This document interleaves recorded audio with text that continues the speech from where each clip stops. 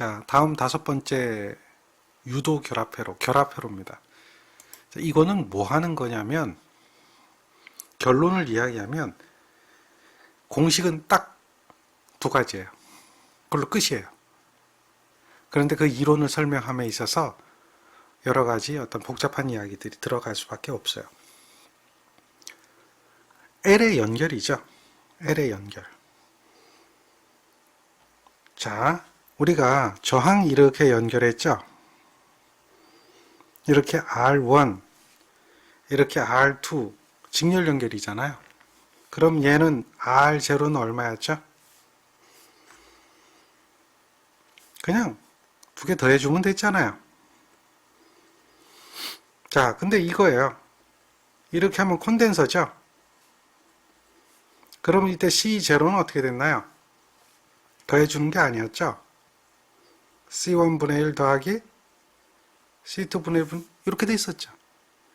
그런데 우리가 이제 결합회로라고 하는 것은 뭘 얘기하냐면 이거예요. L1, L2면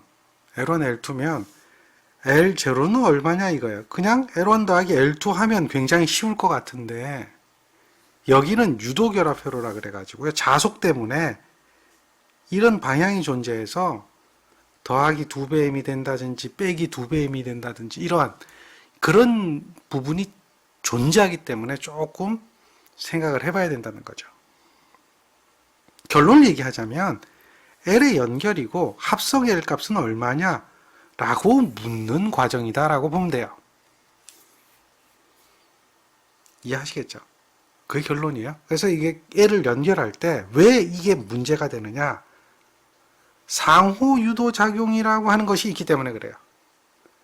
자기 유도가 있고 상호 유도라고 하는 게 있어요. 우리는 이제 상호 유도라고 하는 것 때문에 얘를 상호 인덕턴스라고 하는 것까지 고려해야 되기 때문에 걔가 문제가 되는 거예요. 단순해요. 목적은 뭐다? L에 대한 합성 인덕턴스 값을 구하는 거예요. 단위는 헨리가 되겠죠. 요게 공식만 알면 되는데 별거 아닙니다. 근데 그것을 증명하기 위해서는 우리가 먼저 가져가야 되는 게 전자유도 법칙이에요. 이거는 제가 발전기 이야기할 때, 기전력 만들 때 동영상 보여드려가면서 막대자석 코일에다가 넣었다 뺐다 할 때 천천히 넣었다 뺐다 빠르게 넣었다 뺐다 할 때 바늘이 움직이는 거 봤죠? 그거 얘기하는 거예요. 그 발전기의 기전력을 만든다든지 코일 양단의 전압을 구한다든지 할 때 적용되는 법칙이 바로 뭐야? 전자유도 법칙이에요. 전자유도 법칙은 이거예요. 기억하시죠? 코일에다가 자석을 밀어 넣으면 자속이 증가하는 방향에, 여기 델타 파이라고 하는 자속이 증가됐죠? 그럼 코일은 점선으로 된 마이너스 델타 파이만큼의 자속을 코일이 스스로 만들어내요. 코일이 스스로 만들어내서 서로 상쇄시켜버린다 라고 하는 거죠. 그랬을 때 코일이 전압이 필요하잖아요. 마찬가지로 빼면 자속이 감소하겠죠. 이쪽에 자속이 감소할 거 아니에요. 그러니까 이쪽으로 마이너스 델타 파이의 자속이 없어지면 스스로가 플러스 델타 파이, 이쪽은 이제 이렇게는 마이너스 델타 파이가 된다면 이쪽은 뭐예요? 플러스 델타 파이의 자속을 코일이 스스로가 만들어서 0이라고 하는 자속을, 원래 자기가 가지고 있는 자속을 그대로 유지하려고 한다. 이거예요. 그러니까 자속이 변한다는 거죠. 근데 자속이 변하는데 그 증가하는 거하고 반대 방향이에요. 감소하는 거하고 반대 방향이에요. 그렇게 변한다는 거죠. 자, 전자유도 법칙은 크게 나눠가지고 패러데이 법칙하고 다음에 렌츠의 법칙으로 구분을 해요. 패러데이 법칙은 단순하게 시간당 자속이 변하면 기전력이 만들어진다예요. 뭐라고요? 시간당 dt분의 d파이예요. 코일과 자속이 세교하면 그 세교하는 시간과 세교하는 자속의 량만큼에 의해서 기전력이 만들어진다. 즉 기전력 E는 dt분의 d파이가 되겠죠. 여기서 파이는 세교자속수를 얘기하는 거예요. 총 세교자속수. 그런데 여기 마이너스를 붙인단 말이에요. 이 마이너스를 붙인 사람이 누구냐면 렌츠예요. 방해하는 방향으로 생긴다. 방해하는 방향으로 생긴다. 이게 렌츠의 법칙이에요. 그래서 패러데이, 노이만, 렌츠. 그러니까 보통 패러데이, 렌츠 이렇게 두 가지로 전자유도 법칙을 얘기하는데 일단은 렌츠의 법칙은 방해하는 방향으로 생긴다. 총세교 자속수예요. 총세교 자속수. 이 총세교 자속수는 뭐냐? 코일 하나가 만드는 자속을 이거라면 거기에 코일이 몇 개가 있죠?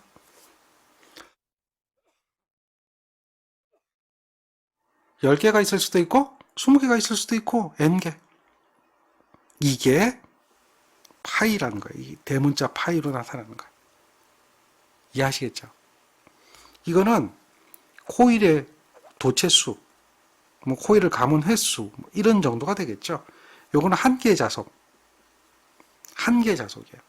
그걸 우리는 전체 자속이라고 하는 거죠. 그래서 이걸 여기다 이렇게 대입하는 거죠. 그러면 그 식이 이 식이 요거 대신에 n파이가 들어가니까 이러한 식으로 만들어질 때 얘를 우리는 뭐예요? 전자유도 법칙이다. 유도기전력이다. 유도기전력이다. 라고 했고요. 그리고 앞에서 문제 풀 때도 이러한 식으로 문제 풀었죠. 여기에다가 L dt분의 di다라는 식으로 풀었어요. 그래서 인덕턴스가 되는 거죠. 인덕턴스가 되는 거예요. 근데 여기다가 n파이 대신에 li를 집어넣을 수가 있어요. 근데 왜 그렇게 li를 집어넣을 수가 있느냐? 요걸 이제 우리는 자기유도라고 하는 식을 이용해서 이해할 수가 있어요. 자, 이 식은 지금까지 얘기됐던 거 그대로죠. 여기까지, 여기 없다면 요거는 우리 앞에서 얘기했던 거 그대로잖아요. 전자유도 법칙 이해하시죠?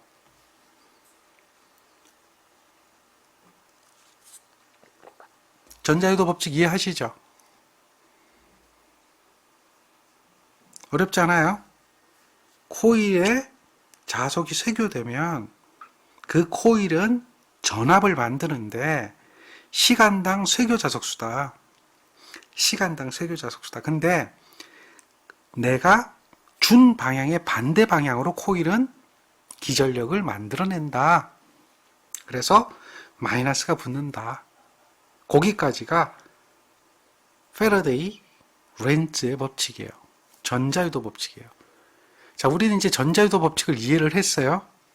그리고 그 현상에 대해서도 보셨어요. 정리되겠습니까? 잘 보세요. 자기유도하고 상호유도가 있다. 자기유도.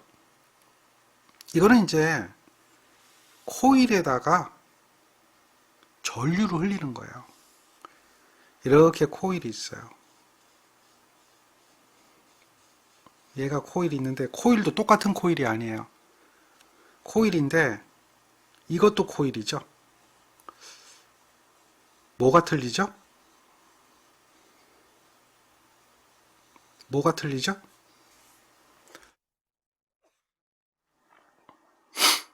감는 방향이 틀리죠? 제가 어떻게 했어요?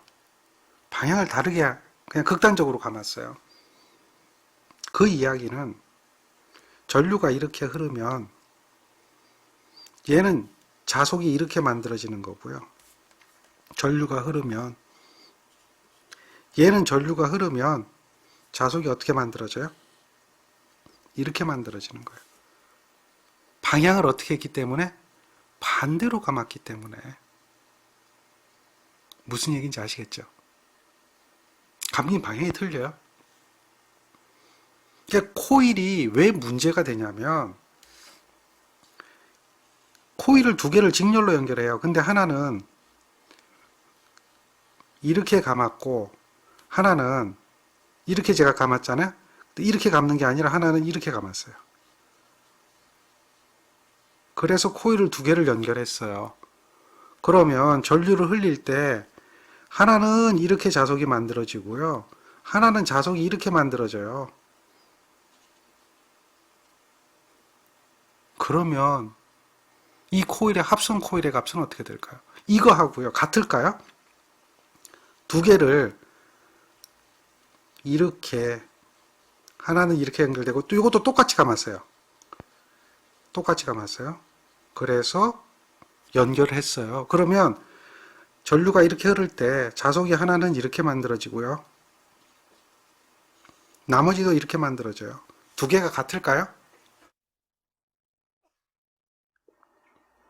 같을까요? 우리는 이것 때문에 지금 이 코일이 문제가 되는 거예요. 얘 때문에. 그래서 그거를 표시하고 거기에 대한 개념을 이해하자는 거예요. 당연히 전류가 흐르면 자석이 만들어지겠죠. 자석이 만들어지겠죠. 근데 이거를 한 번 감은 거하고 n번 감은 거하고 같겠어요? 다르겠어요? 다르겠죠. 코일을 이렇게 한 바퀴만 돌렸어요. 그랬을 때 전류 I를 흘리고 이걸 1회 감았을 때 만드는 자석의 량하고요. 만드는 자석의 량하고 이거를 n번 감았을 때 똑같은 I를 흘려요? 똑같은 I예요? 그 만드는 자석의 량이 같으냐 다르냐? 당연히 다르죠? 몇 배 커요 얘가? n배 크겠죠. 그렇죠? 그거예요 그거. n배 크다라는 거예요. 당연히 여기에는 뭐야? 기전력이 만들어질 거고 또 자석도 만들어질 거 아니에요. 이해하시겠죠? 자, 이거를 갖다 우리는 이 자석 파일을 만들 수 있는 능력을 뭐라고 했어요? 앞에서 RLC 얘기할 때 인덕턴스라고 그랬죠? 인덕턴스라고 그랬잖아요. 인덕턴스. 이해하시죠? 인덕턴스예요. 인덕턴스. 자, 인덕턴스에 대한 개념이에요. 근데 그 인덕턴스는 자기 자신만이 자석을 만드는데 이 자석이 지나가서 여기 그 어떤 기전력을 만들었다라고 하는 거, 또 자기 전류가 흘러서 자기 자신만이 자석이 나왔다라고 하면 별 문제가 안 되는데 만약에 지금처럼 이렇게 연결하게 되면 여기 있는 자석이 일로 뚫고 지나가요. 또 여기 있는 자석이 일로 뚫고 지나가요. 이런 문제가 생기죠. 또 반대로 여기 있는 자석이 이쪽으로 뚫고 지나가기도 하고요. 이 자석이 지나가려면 이쪽에서부터 와야겠죠.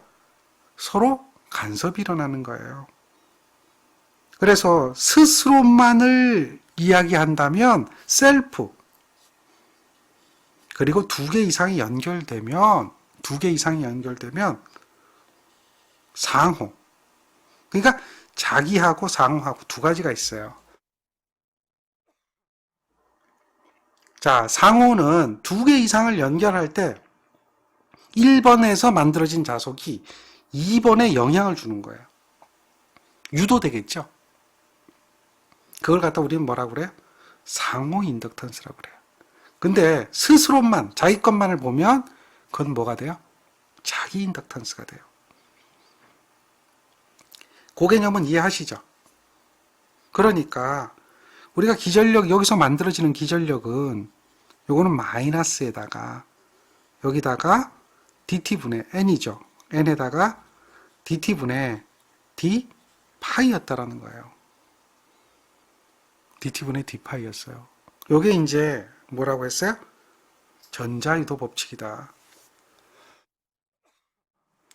근데 인덕턴스에 대한 기본 개념을 보면 인덕턴스 L은 어떻게 된다고 그랬어요? 자, 쇠교 자석수는 이거는 어떻게 돼요? Li다라고 얘기했었죠. 인덕턴스, 그러니까 전류가 많이 흐르면 쇠교 자석수가 많아진다. 이거 쇠교 자석수라고 그랬죠. 그때 비례상수가 인덕턴스다. 인덕턴스 개념 얘기할 때 그랬어요. 앞에서 인덕턴스 구할 때. 얘를 기억하고 있느냐라는 거예요. 그래서 이 인덕턴스가 스스로만 만들기 때문에 이 인덕턴스를 자기 인덕턴스라고 그래요. 그러니까 이 식은 다시 적어보면 세교자속수는 n파이예요. 요거는 아까 얘기했던 뭐하고 같아요? 파이인데 여기서 얘기하는 대문자 파이하고 같은 거예요. 전류가 흘렀을 때 만들어지는 세교자속수 n파이예요. 이게 li다라고 하는 거죠. 그럼 여기서 L 값을 구하면 I분의 n파이가 돼요. I분의 n파이가 돼요. 무슨 얘기인지 아시겠죠? 어쨌든 Li는 n파이라는 식이 만들어지니까 요거 L, I, N, 파이라는 식이 같은 식이 되는 거예요. 이해하시겠죠? 여기서 얘기하는 이것이 우리는 뭐라고요? 자기 인덕턴스다. 이렇게 이야기를 하는 거예요. 자기 인덕턴스를 얘기할 때는 여기가 원코일이고요. 원이고요. 원코일이에요. 그럼 여기서 만들어지는 기전력은 어떻게 되냐면 2는 크기만을 보면 마이너스 물론 유도기전력이라고 한다면 마이너스까지 붙인다면 여기는 뭐예요? N1이고요. N1이고요. DT의 파이죠. D 파이가 되겠죠. 근데 파이 1이에요. 그래서 그거는 다시 적어보면 이거는 뭐예요? 마이너스 L1이고요. DT의 DI1인 거예요. 그러니까 자기 것들만을 가지고 이야기할 때는 자기 인덕턴스가 돼요. 근데 여기 보세요. 이쪽에는 여기서 만들어지는 자속이 여기로 뚫고 지나왔잖아요. 그러면 요 자속은 원자속, 요 자속은 투자속이라 그러면 이렇게 연결하면 여기에 만들어지는 기전력은 여기 만들어진 두 가지가 있어요. 원래 L2라고 하면 여기 L1이라고 하면 여기는 뭐예요? L2에다가 DT에 DI2라고 하는 기전력이 마이너스에서 만들어지는 거예요. 이해되겠죠? 그럼 요거는 자기 인덕턴스예요. 근데 여기에는 이 전압뿐만 아니라 또 다른 전압이 하나 존재하게 되는데 DT의 DI1에 의해서 이 1번에 의해서 생기는 전압이 생겨요. 그걸 갖다 우리는 뭐라고 그래요? 그 전압, 이걸 만들어지는 여기는 전기적으로 연결되진 않았지만 자속으로 연결이 돼 있죠. 전기적으로는 직렬로 연결만 돼 있네요. 근데 자속이 있잖아요. 자속. 그 자속이 서로 영향을 주게 돼 있죠. 그걸 갖다 뭐라고 그래요? M이라고 하단 말이에요. 얘 때문에 만들어진다는 거죠. 이걸 갖다 우리는 뭐야? 상호 인덕턴스라고 그래요. 전압의 크기만을 보면 두 전압이 합이 되니까 이렇게 존재하게 되겠죠. 이런 직렬 연결될 때는 개념이 좀 달라요. 상호예요. 이런 걸 상호 인덕턴스, 상호작용이라고 그래요. 첫 번째 코일이 두 번째 코일에 영향을 주는 작용이에요. 좀 다르죠. 요거는 점을 이렇게 찍고요. 요거는 점을 이렇게 찍어요. 요게 좀 다른 거예요. 상호작용이 방향이 반대가 되죠. 같은 방향의 상호작용이 되느냐, 얘는 반대 방향의 상호작용이 되느냐. 얘는 자기는 이렇게 되고 상호는 반대잖아요. 그러면 여기 전압이 마이너스가 돼요. 근데 지금처럼 자기하고 상호가 같은 방향이죠. 그럼 전압이 플러스가 돼요. 이해하셨죠? 그 상호작용도 반대로 될 때 또 같은 방향으로 될 때 다르다는 거죠. 이 부분 이해하셨죠? 예, 상호 인덕턴스가 뭔지를 알아야 돼요. 왜 2번 코일에 기전력이 만들어질까라고 하는 것은 상호 인덕턴스 때문에 그렇다. 상호 인덕턴스 때문에. 자, 이거 보세요. 코일이 두 개가 있다. 한 코일의 전류가 이만큼 흘렀는데 다른 코일에 이만큼의 기전력이 만들어졌다.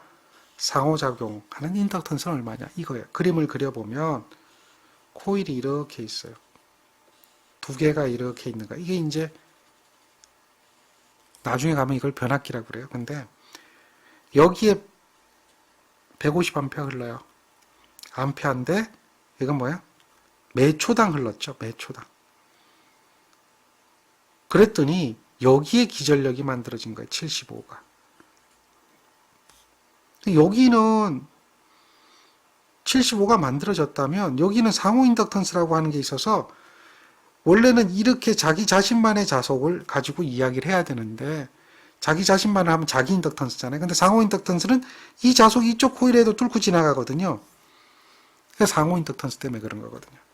그 여기에는 75V 기전력이 만들어졌다면 이 M의 값이 얼마냐 이걸 묻는 거예요. M의 값이 얼마냐. 간단해요. 기전력 E2는 DT분의 DI1에 의해서 만들어졌잖아요. 그게 상호 인덕턴스예요. 그게 상호 인덕턴스예요. 1에 의해서 만들어진 거예요. 이 2에 대한 거예요. 그러니까 얘가 75는 M에다가 DI1이 1초당 150이 바뀌었잖아요. 그러면 M의 값은 얼마예요? 150분의 75죠. 150분의 75니까 2분의 1. 2분의 1에 의해 상호 인덕턴스가 있다. 이렇게 보는 거예요. 이게 상호 유도작용이에요. 자기 인덕턴스는 요거가 되겠죠. 요거는 자기 인덕턴스가 얼마인지 모르니까 L에다가 1초에 150이죠. 이게 자기 인덕턴스. 이게 E1이에요. 자기 인덕턴스만 알면 전압이 얼마인지 알 수가 있죠. 우리 지금 그거는 구할 수가 없어요. 상호라는 개념, 자기라는 개념, 이걸 기억하라. 이 이야기죠. 결론은 한 가지라고 그랬죠? 결론은 간단하게 한 가지입니다. 근데 그 한 가지를 이해하기 위해서는 지금처럼 내용을 알고 있어야 돼요. 즉, 두 개의 코일을 연결을 했는데 상호 인덕턴스가 존재하는 거예요. 근데 전류의 방향을 보세요. 이와 같은 방향으로 만들었고 이와 같은 방향이 만들어졌다. 그때 여기에 작용하는 거하고 여기에 작용하는 각각 작용하는 것이 자기 인덕턴스고 요거는 자기 인덕턴스, 요거는 자기 인덕턴스고 요거 서로 공유하는 요것은 뭐예요? 서로 공유하는 이것은 상호 인덕턴스다. 근데 코일에 감는 방향이 어느 방향인지 몰라요. 그냥 단순하게 이렇게 표현하는 거예요. 근데 그거를 원래 정확하게 표현하려면 점을 찍어 표현을 해야 돼요. 점을 찍는다는 얘기는 그 점의 방향이 자속의 방향이다라고 보면 돼요. 그러니까 전류가 들어오는데 점이 찍혀 있고 전류가 들어오는데 점이 찍혀 있으면 두 코일은 같은 방향으로 감겨져 있다. 이렇게 보시면 돼요. 근데 점의 방향이 반대가 되잖아요.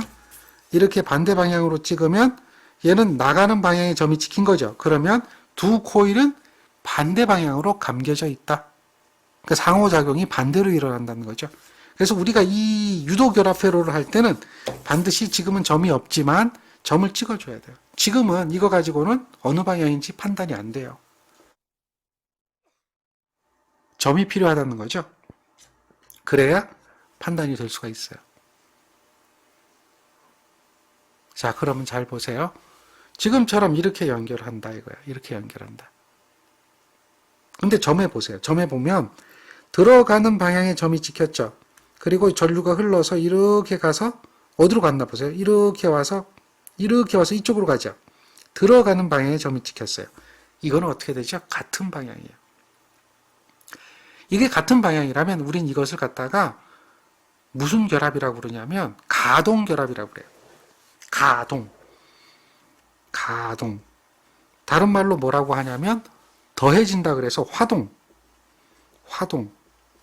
가동이나 화동이나 똑같은 얘기예요. 화동결합이에요. 화동결합. 잘 보세요.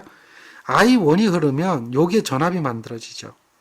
여기에 전압이 만들어지는데 이거는 L1에다가 DT분의 DI1이라는 전압이 만들어지죠. 그 다음에 여기는 I2가 있다면 여기는 뭐가 만들어져요? L2에다가 DT분의 DI2라는 전압이 만들어지죠. 그건 당연하죠. 근데 상호작용이 있어요. 그래서 여기서 전압이 같은 방향이니까 더해진다 그랬죠. 그러니까 이 같은 방향으로 이 자속과 이 자속이 합쳐지는 방향이라고 그랬잖아요. 합쳐지는 거니까 이거는 뭐야? M이 있다면 여기는 뭐야? M DT분의 D 이쪽에서 오는 거니까 I2가 될 거고요. 여기는 뭐예요? M에다가 DT분의 D I1이 되겠죠. 각각의 전압이 존재하게 되겠죠. 이해하시겠죠? 근데 결국은 요 코일에는 이 두 개의 전압이, 요 코일에는 이 두 개의 전압이 존재하는데 결국은 이거를 전체적으로 요 부분하고 전체적으로 전압을 다 구해보면 이 전압이 모두 다 더해지겠죠. 모두 다 더해질 거 아니야. 그러니까 어떻게 돼요? 전압이 L1 dt분의 di1 더하기 m에다가 dt분의 di2 더하기 L2에다가 dt분의 di2가 되고 더하기 m에다가 dt분의 di1 이런 어떤 전압이 되겠죠. 다 더해준 전압이. 결국은 무슨 얘기냐? 얘를 합쳐버리면 이게 직렬로 연결한 거잖아요. 이렇게 직렬로 연결해버리면 전압이 이렇게 나타난단 말이에요. 근데 결국 직렬로 연결했다는 얘기는 I1하고 I2하고 같을 수밖에 없다라는 거죠. 그러다 보니까 결국 I 다 같아지니까 이 이야기는 뭐가 되느냐? 이거는 결국 어떻게 된다는 얘기요? dt분의 di로 묶어낼 수가 있어요. 그걸로 묶어내니까 L1 더하기 m 더하기 L2 더하기 m이라는 식이 나오게 되고요. 결국은 이 이야기는 L1 더하기 L2 더하기 2배 m에다가 dt분의 di가 되겠고 이거는 뭐가 돼요? L0의 dt분의 di가 된다는 거죠. 되겠죠? 그러니까 L0에 해당되는 값이 뭐예요? 얘가 되어진다라고 증명을 하는 거예요. 그 이야기를 하는 거예요. 우린 이 이야기를 기억하자라는 겁니다. 가동결합일 때는 상호 인덕턴스하고 자기 인덕턴스가 존재하면 가동결합일 때는 어떻게 된다? 이렇게 존재한다는 거죠. 차동결합일 때는 이게 마이너스 부호로 바뀌잖아요. 방향이 반대가 되니까. 그러면 그때는 어떻게 된다고요? 마이너스가 되는 거예요. 마이너스가. 반대로 감아버리기 때문에 그건 우리가 부호가 마이너스가 된다라고 이야기를 하는 거죠. 이해하시겠죠? 가동결합과 차동결합의 관계. 그래서 이렇게 차동결합이면 보세요. 전류가 이렇게 들어가는데 점이지만 똑같지만 결선만 반대했어요. 그러니까 이렇게 가서 이렇게 가버렸잖아요. 아까하고 연결이 반대가 된 거죠. 그러면 나가는 곳에 점이니까 얘는 차동결합이다. 그러면 M이 마이너스 M이 되는 거예요. 여기가 마이너스가 되는 거예요. 그럼 여기는 뭐가 돼요? 마이너스로 바뀌면 그게 뭐가 된다? 차동결합이 되는 거죠. 그러니까 플러스가 되는 것을 가동결합, 화동결합이라고 하고 마이너스가 되는 것을 차동결합이라고 한다. 이해하시겠죠? 우리는 이제 이와 같이 L을 직렬로 연결했을 때 이 점의 방향을 보고 가동인지 차동인지를 판단을 하고 그 다음에 그거에 대한 합성 L 값을 L0 값을 구할 수가 있다라는 거죠. 정리가 되겠습니까? L0 값을 구하는 거예요. L0 값을. 자, 그런 이야기를 한번 예를 들어서 한번 보죠. 자, 여기 보면 이런 그림이 있는데요. 유도결합 회로가 되는 부분은 어디 부분까지가 유도결합 회로가 되는 겁니까? 이 부분만 유도결합 회로가 되는 거예요. 나머지는 그냥 유도결합 회로가 아닙니다. 직렬로 연결된 거죠. 그렇다면 이 부분만 전압이 어떻게 되겠어요? 전압이. 그렇죠. 그러니까 이 부분만 상호 인덕턴스가 되면 지금 보세요. 점의 방향을 보면 들어가는데 점, 나가는데 점이죠. 이 부분은 무슨 결합이다? 차동결합이다라고 하는 걸 우리는 알 수가 있겠고요. 그러면 차동결합일 때 이 부분은 L1 더하기 L2 마이너스 2배 M이 되겠죠. 요거는 그냥이죠. 그러니까 L1 더하기 L2 마이너스 2배 M에다가 요거는 유도결합하고 관계없어요. 더하기 L3. 이거는 허수부죠. 저항은 어떻게 돼요? 직렬이죠. 얘가 우리가 원하는 전체적인 임피던스예요. 보세요. 임피던스를 나타내는 식은. 그러면 얘는 답이 안 되겠죠. 더하기 횟수니까. 차동결합만 찾으면 되잖아요. 그러니까 마이너스 돼야 되겠죠. 마이너스 돼야 되는데 L3가 여기 당연히 있잖아요. L3 없네요. 그럼 얘 답 아니겠죠. 4번이에요. 그냥 우리는 아무것도 몰라도 4번이라고 찾아낼 수도 있어요. 그러니까 요거를 이해를 하고 있으면 된다. 어렵지 않죠? 정리되겠습니까? 이거예요. L을 연결할 때 얘가 차동이다 가동이다를 판단하면 돼요. 자, 여기도 한번 볼까요? 자, 이렇게 L이 두 개가 연결됐는데 연결되는 방향이 다르죠. 인덕턴스를 측정하고자 한다. 근데 A와 같이 하면 30이 됐다는 거예요. B와 같이 하면 14가 됐다는 거예요. 얘는 30이고요. 얘는 14예요. 그럼 얘는 당연히 뭐예요? 점의 방향을 보면 가동이죠. 얘는 당연히 점의 방향을 보면 어떻게 돼요? 차동이죠. 이건 우리가 판단을 하는 거예요. 차동이 커질 리는 없을 거고 가동이 작아지면 안 되겠죠. 커져야 되겠죠. 이렇게 된다면 됐죠? 그러면 얘는 합성 인덕턴스가 어떻게 되겠어요? L1 더하기 L2 더하기 2배 M을 한 것이 얘가 30이 된 거죠. 얘는 차동이니까 L1 더하기 L2 마이너스 2배 M을 한 것이 어떻게 돼요? 14가 된 거죠. 여기서 상호 인덕턴스 M을 구하라. 그럼 1번식하고 2번식을 이용해서 우리는 뭘 구해야 돼요? M의 값을 구하는 이야기가 돼야 돼요. 이것을 갖다 우리는 뭐라고 부르냐면 연립방정식이라고 그래요. 그러니까 연립방정식의 계산을 할 때는 어떻게 계산을 하느냐 하면 뭐 보통 한 세 가지 방법이 있다고 그러죠. 대입법. 어떤 그 값을 구해서 집어넣는 방법이죠. 등치법. 서로 같다라고 하는 것을 이용하는 거죠. 소거법. 불필요한 거 똑같은 부분을 제거하고 나머지를 가지고 구하는 방법이죠. 그러니까 연립방정식을 푸는 방법은 여러 가지가 있어요. 그 중에서 우리는 이제 소거법을 이용하면 좀 더 쉽게 구할 수가 있어요. M의 값을 구하잖아요. 연립방정식이잖아요. 두 가지씩에서. L1, L2가 없다면 M만 존재하겠죠. 그러니까 소거를 시켜버리는 거예요. 이 두 개를 소거시키려면 빼기 해버리면 소거가 되죠. 빼기 해버리면. 이거에서 이걸 빼고 이거에서 이걸 빼면 4배 M이 되겠죠. 이거에서 이걸 빼면 얼마야? 16이 되겠죠. 연립방정식을 구하는 방법이 여러 가지가 있어요. 근데 빼기를 하는 거예요. 1식에서 2식을 빼는 거예요. 1식에서 2식을 빼버리는 거예요. 그러면 이게 없어지니까 M만 남는단 말이죠. 그러니까 이해되죠? 빼기 0 되고 빼면 어떻게 돼요? 마이너스 2 마이너스 2가 되니까 플러스 4가 되겠죠. 30에서 14 빼면 그럼 M은 얼마예요? 2항 시켜주니까 4, 16이니까 4가 되겠죠. 4로 나눠지니까. 그래서 4가 된다. 이렇게 할 수도 있어요. 연립방정식 푸는 거예요. 이해되죠? 그 다음에 다르게 할 수도 있어요. 등치법이라고 그래가지고 요걸 구하는 거예요. L1 더하기 L2는 30 마이너스 2배m이죠. 넘어가니까. 여기서도 똑같이 L1 더하기 L2 구하는 거예요. 또 요 밑에서도 L1 더하기 L2를 구하면 14 더하기 2배m이죠. 그래서 두 개가 똑같으니까 요거 두 개가 같으니까 요거 두 개도 같을 것이다. 그래서 식을 다시 정리하면 어떻게 해요? 30 마이너스 2배m 이꼴 14 플러스 2배m하고 같다. 그래서 2항 시켜주죠.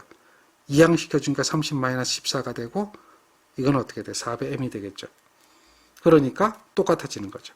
뭐 이런 식으로 구할 수도 있어요. 뭐 여러 가지가 있어요. 근데 연립방정식은 두 식을 비교를 해서 우리가 구하고자 하는 미지수를 구하는 것이다 라고 생각하시면 돼요. 다음 대입법은 뭐냐? 이걸 구했잖아요. 그러면 요 L1 더하기 L2가 30 마이너스 2배m이니까 여기다가 대신 집어넣는 거예요.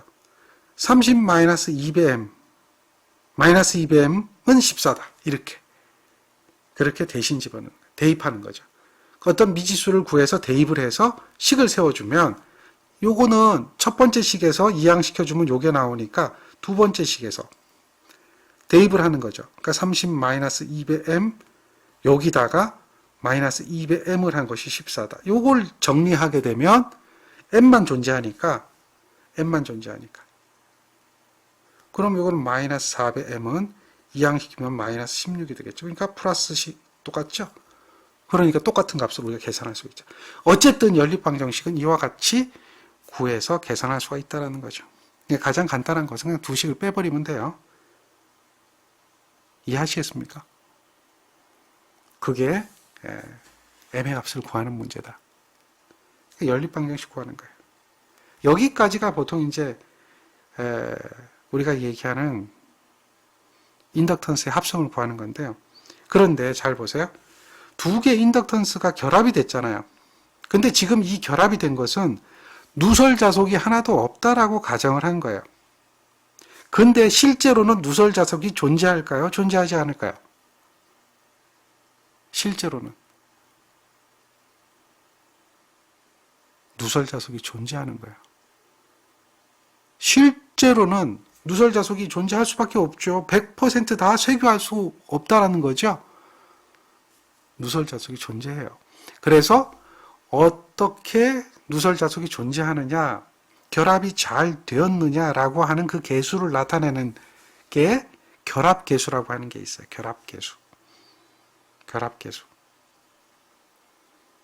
결합계수가 있어요. 그건 이제 우리가 어디서 배우냐면 자기학에서 배우는데 어쨌든 결합계수라고 하는 게 있다. 결합계수를 K라고 그래요. K. 또는 결합계수를 다르게 표현하기도 해요. 이게 두 개가 완전하게 결합이 되면 결합계수는 1이 되겠죠. 결합이 100% 잘 되면. 그지만 이제 결합계수가 존재한다는 것은 1보다 작아요. 결합계수 K는 0하고 1 사이가 되죠. 그러면 누설자속이 존재한다는 거예요. 정리가 되겠어요? 그럼 그 결합계수 K는 어떻게 되느냐 이거예요. 이게 상호 인덕턴스의 개념에서 찾는 거예요. 상호 인덕턴스 M. 이거는 자기 인덕턴스가 있어요. L1, L2가 있어요. L1, L2. 이거를 두 개를 곱하면 제곱이 되겠죠. 그거를 루트를 씌워줘요.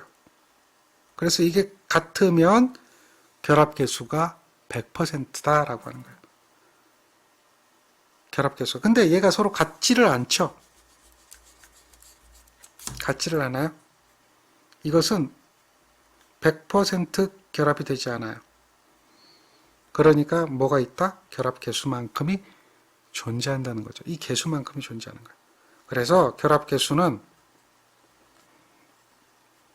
루트 L1, L2분의 상호 인덕턴스 M의 비율로서 결합계수를 이야기하게 되는 거예요. 어디서 배운다? 자기학에서 배운다. 지금 이 인덕터에 대한 이야기 자체가 자기학이에요. 근데 회로이론에서는 이게 시험 문제에 나오기 때문에 어쩔 수 없이 하는 것 뿐이에요. 이해되시겠죠? 자, 이걸 이만큼 100% 결합이 안 일어나기 때문에 결합 계수가 존재한다라는 개념, 그 개념도 알고 가시라는 거죠. 자, 그 다음에 유도결합 회로 중에서 유도결합 브릿지라고 하는 게 있어요.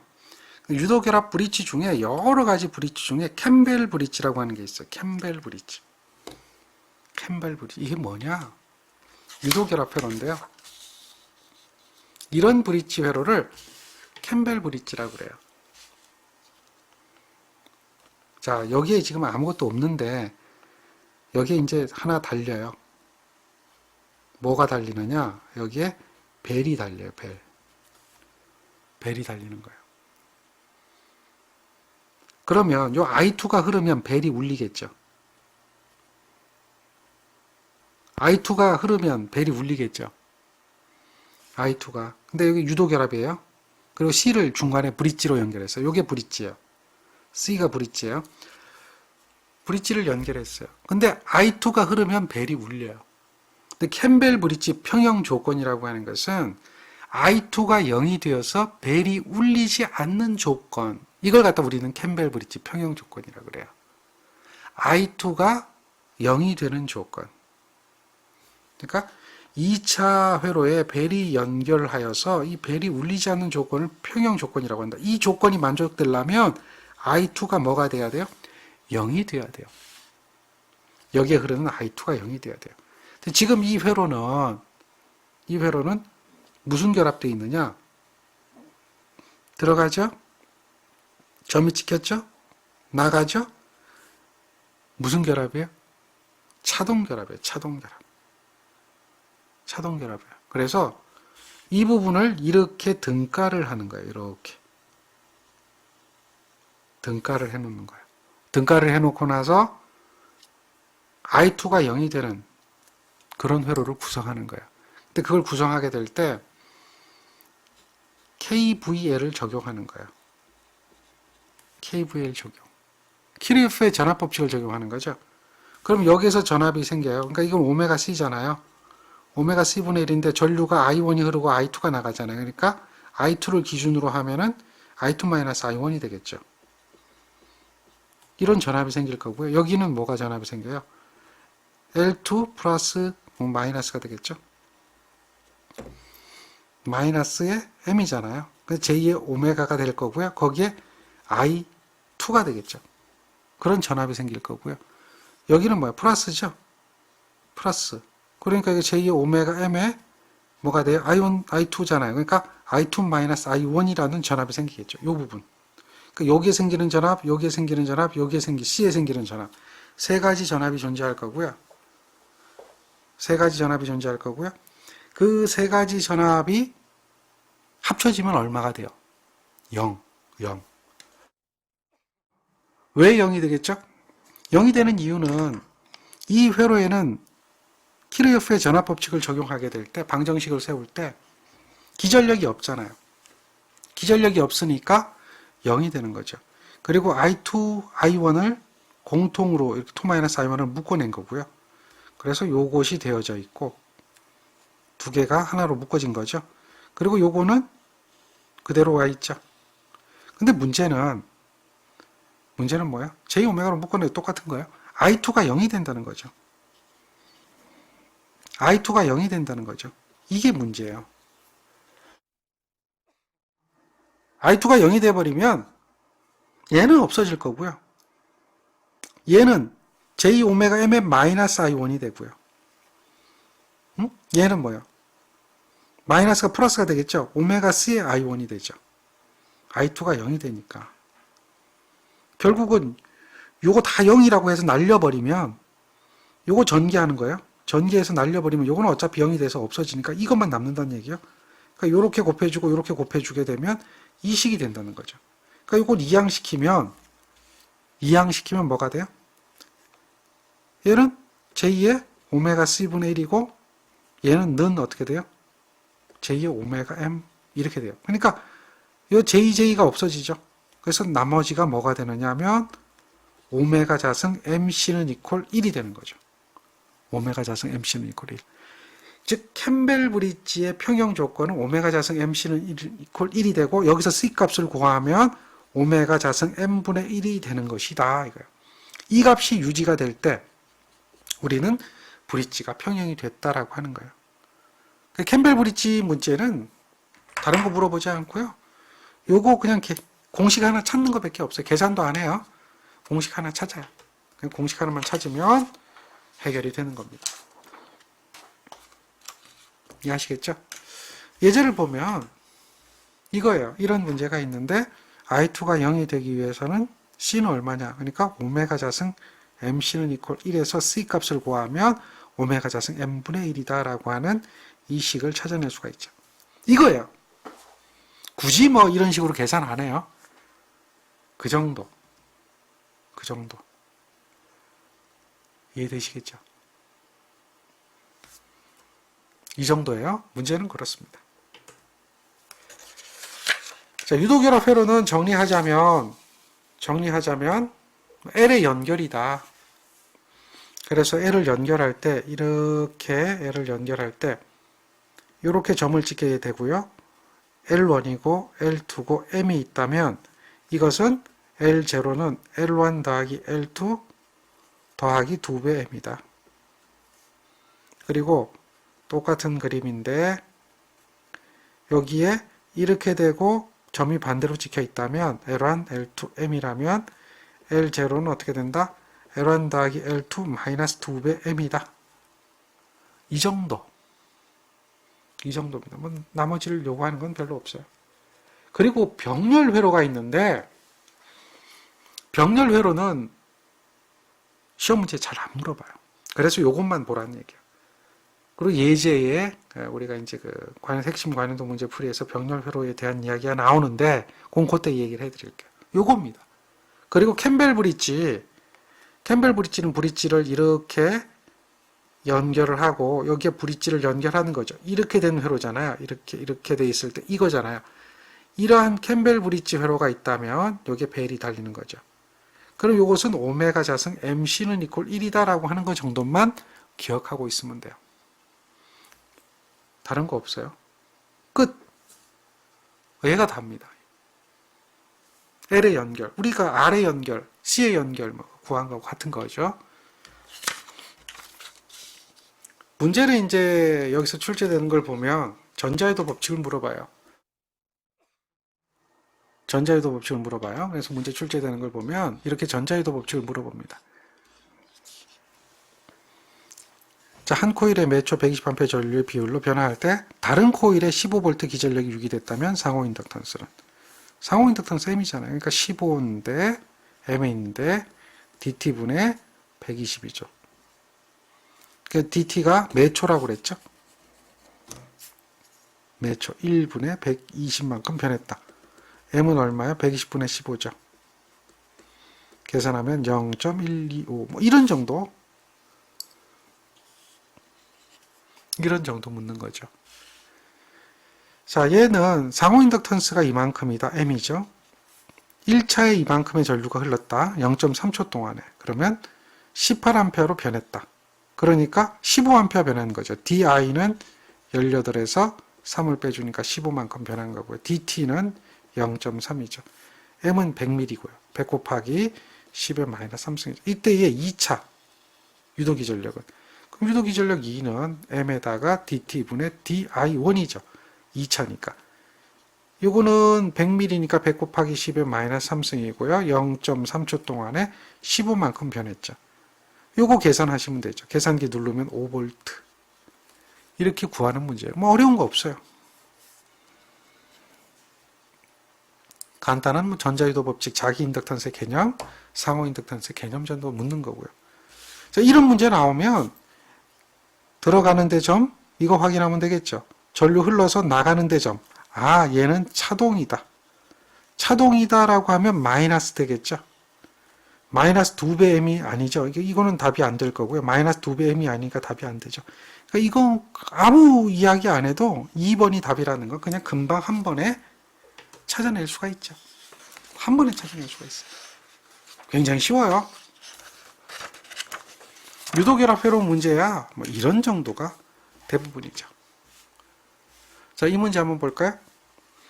5헨리, 3헨리 두 코일에 직렬로 연결했다. 그리고 인덕턴스를 측정했더니 15헨리가 됐다. 상호 인덕턴스는 얼마인가? 가동인지 차동인지 우리는 이거 잘 모르죠. 가동인지 차동인지 잘 모르죠. 동일한 방향으로 감겼다는 얘기도 없고 뭐 일직선상이 있다 뭐 이런 조건도 없어요. 그냥 직렬로 연결했어요. 그러면 한번 볼까요? 두 가지로 구해야죠. 만약에 가동결합이면 어떻게 해야 돼요? 가동결합이면 L1 더하기 L2 더하기 2배 M이 되겠죠. 근데 얘가 15였어요. 15. 15인데 5하고 3이죠. 그리고 더하기 2배 M을 한 거죠. 그러면 M의 값을 구할 수가 있나요? M의 값은 어떻게 돼요?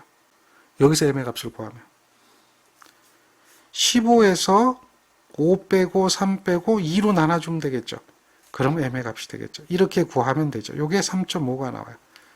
자, 이게 답이 되는데요. 이렇게 생각할 수도 있죠.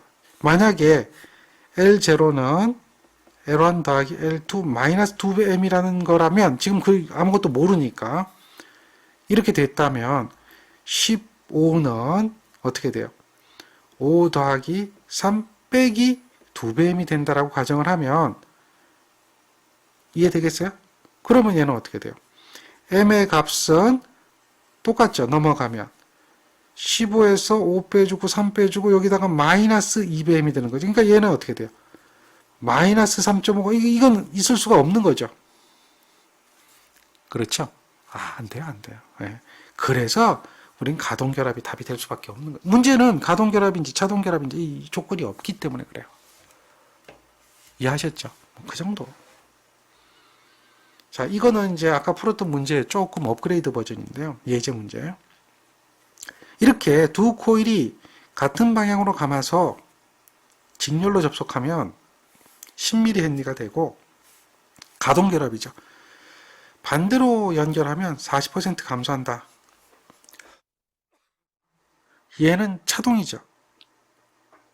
A 코일이 5라면 B 코일은 얼마인가? 우린 지금 A 코일, B 코일 모르죠. 가동일 때 10이에요. 즉 다시 말해서 LA A가 5라 그랬으니까 그냥 5를 바로 넣을까요? 5 더하기 LB 더하기 2배 M은 10이고 반대로 감으니까 5 더하기 LB 마이너스 2배 M을 하면 얘가 얼마 감소했어요? 40% 감소하니까 10에다가 1 마이너스 0.4가 되겠죠. 그러니까 6이 된다는 얘기예요. 40% 감소하니까 6이 된 거예요. 6. 두 개씩을 세울 수가 있어요. 여기에서 뭘 구하라? LB를 구하라. 그러면 연립방정식 소거법 하면 돼요. 어떻게 하면 소거가 되죠? M을 없애려면 더해버리면 되겠죠. 그게 소거법이에요. 그러면 얘는 더하면 얼마야? 10이 되고 더하면 어떻게 돼요? 2배 LB가 되고 없어지고 얘는 더하면 10 더하기 6이 되니까 16이 되겠죠. 따라서 2배 LB는 얼마가 돼요? 넘어가니까 6이 되겠고요. LB는 얼마죠? 3이 된다라고 하실 수가 있겠죠. 연립방정식 구하는 거예요. 3. 식만 세우면 되죠. 식만 세우면. 소거법이라고 하는 것은 무엇을 없앨까? 자, 없애려면 더해야 없어지겠죠. 빼기 하면 안 없어지죠. 빼기 하면 뭐가 없어져요? 요게 없어져 버리죠. 우린 지금 없애야 되는 LB를 구해야 되니까 요걸 없애야 되겠죠. 연립방정식 푸는 거예요. 수학적으로 계산한다. 수학적으로 계산한다. 뭐 기껏 해봐야 이 정도예요. 더 이상 복잡한 거 별로 없어요. 2차 연립방정식도 아니고 그냥 1차죠. 그러니까 이렇게 계산하시면 돼요. 자, 요거 볼까요? 이거는 이제 결합계수 물어봐요. 원래는 이제 자기항 문제인데 이렇게 물어봐요. 그러니까 3, 6, m이 4다. 그러면 이렇게 하면 되죠. 3, 6 루트 m이 4다. 4. 얘가 결합계수죠. 루트 L1L2분의 m이죠. 계산하면 0.94 결합계수 k가 되죠. 이 정도는 뭐 별거 아니죠. 그러니까 요거는 공식이에요. 공식. 우리가 공식을 알고 있느냐는 게 어쨌든 공식이에요. 다 공식이에요. 공식이에요. 자기학에서도 이런 얘기를 다루고 회로 이론에서도 다루기 때문에 한번 다뤄본 겁니다. 자, 이것도 똑같아요. 두 개 코일이 있는데 직렬로 했더니 합성이 119래요. 그런데 반대로 했더니 합성이 11이래요. 그럼 119가 가동이 되겠죠. 11이 차동이 되겠죠. 이게 반대가 될 리는 없죠. A가 20이래요. A가 20. 결합계수 K 구하래. 그러면 A도 구해야 되고 M도 구해야 되겠죠. 아니, B도 구해야 되고 M도 구해야 되겠죠. 두 가지를 다 구해야 돼요. B도 구하고 M도 구해야 돼요. 자, A가 20이잖아요. B가 얼마인지 몰라요. 근데 얘가 119예요. A가 20인데 여기 두 개 여기 가동이니까 더하기 2배임이 돼야 되겠죠. 요거는 LB에다가 마이너스 2배임이 되겠죠. 얘가 얼마야? 11이에요. 그래서 이 식을 가지고 M도 구하고 다음에 B도 구해야 돼요. M을 구하려면 빼기 해주면 되겠죠. 빼기. 빼기 하면 다 없어지고 4배 M은 108이죠. M은 얼마야? 27. 다음에 이걸 더하기 한번 해보세요. 더하기 하면 40이 되겠고요. 더하기 2LB가 되겠고요. 없어지고 더하기 하면 어떻게 돼요? 요거는 130이 되겠네요. 그럼 이 LB는 얼마가 되죠? 넘어가니까 90이 되죠. LB는 45가 되죠. 한 번은 더해주고 한 번은 빼주고. 됐나요? 다 구했어요. 그럼 결합계수 K를 구하라는 얘기죠. K는 루트에다가 20에 45에 27 이렇게 계산하면 0.9가 되죠. 어려운 건 아니에요. 단지 이제 계속 이 문제를 풀 때 연립방정식을 푸는데 이거에 대한 계산하는 방법 요거를 이야기하는 것 뿐입니다. 이해되겠습니까? 이해되겠습니까? 자, 좋습니다. 오늘 여기까지 하겠습니다. 수고하셨습니다.